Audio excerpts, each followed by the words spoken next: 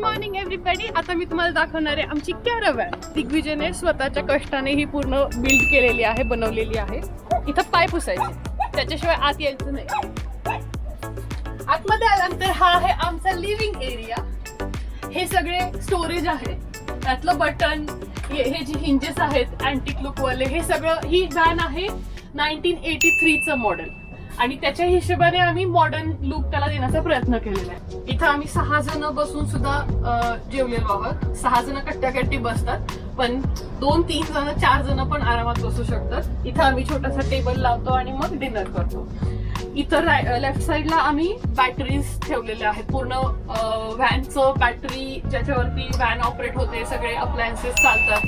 मग तुमचं टोस्टर असेल, कुकर असेल, इलेक्ट्रिक कुकर वगैरे, ह्या सगळ्या गोष्टी ज्या बॅटरीवरती चालतात त्या बॅटरीज याच्यामध्ये आहेत. आणि या साईडला आम्ही स्टोरेज ठेवलेलं आहे. याच्यावरती एक माणूस अगदी व्यवस्थित आरामात पसरून झोपू शकतो, जसं आपण ट्रेनच्या सीटवरती झोपतो. हे इथं आम्हाला अजून झुंबर लावायचंय छोटंसं. या सगळ्या लाईट्स आहेत, त्याच्यामध्ये 3 कलर्स आहेत. व्हाईट लाईट, टच केलं की होते येलो लाईट, आणि टच केलं की होते वॉर्म व्हाईट, आणि परत टच केल्यावर बंद. तर आतमध्ये आहे इन्व्हर्टर. याच्यावरती घरातल्या आपल्या सगळ्या गोष्टी असतात, जसं की इलेक्ट्रिक कुकर असेल, टोस्टर असेल, पाण्याची केटल असेल, फ्रीज असेल, ह्या सगळ्या गोष्टी ह्याच्यावरती चालतात. व्हॅन जेव्हा आम्ही मूव्ह करत असतो एका ठिकाणाहून दुसऱ्या ठिकाणी, तेव्हा त्याची हाईट एवढी नसते. हे जे तुम्ही कॉलम बघता इथे, ही एवढी हाईट आम्ही व्हॅन पार्क केल्यानंतर हे हँडल्स आहेत, ह्याला पकडून रूफ वरती ढकललं जातं आणि ही एवढी हाईट वाढते. हे आहे किचनचं स्टोरेज. इथं सगळे आपण मसाले वगैरे ठेवू शकतो, इथं बरण्या ठेवू शकतो. आणि हे गॅस आहे, त्याला उलट केल्यानंतर त्याला आम्ही चॉपिंग पॅड म्हणून वापरतो, भाज्या वगैरे कट करण्यासाठी.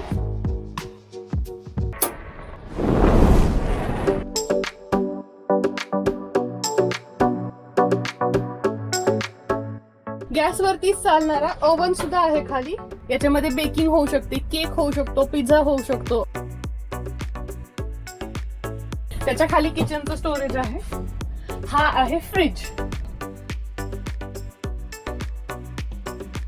फ्रीजर सुद्धा आहे आईस्क्रीम स्टोअर करण्यासाठी. खाली भाजीचा कप्पा आहे.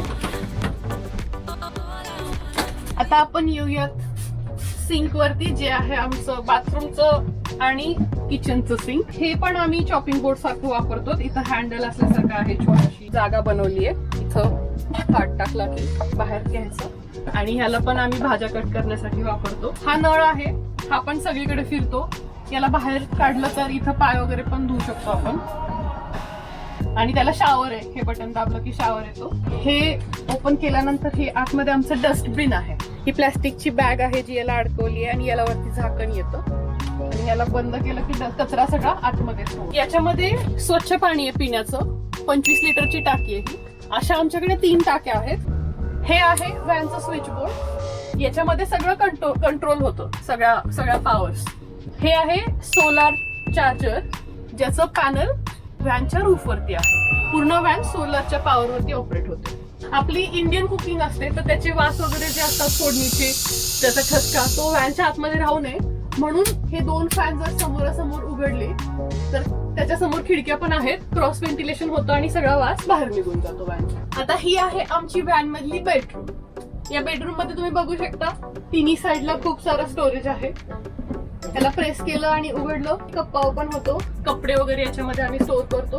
भरपूर स्टोरेज आहे. बाळ आणि आम्ही दोघं, आमच्या सगळ्यांचे कपडे याच्यामध्ये व्यवस्थित बसले. इथं एक छोटासा कप्पा आहे, जो आम्ही युजली पाण्याची बॉटल किंवा व्हॅनचं कुलूप येते त्याच्या चाव्या याच्यासाठी वापरतो. बेडची हाईट मुद्दाम थोडीशी उंच आहे स्टँडर्ड साईज पेक्षा, कारण बेडच्या खाली पण भरपूर सामान बसतंय. पूर्ण बेड जेवढी साईज आहे तेवढं सगळं खाली स्टोरेज आहे. ही आमची डिक्की आहे. आणि इथं बाहेर आल्यानंतर सकाळी सकाळी मस्तपैकी कोवळ्या उन्हात बसायचं आणि छानपैकी कॉफी प्यायची.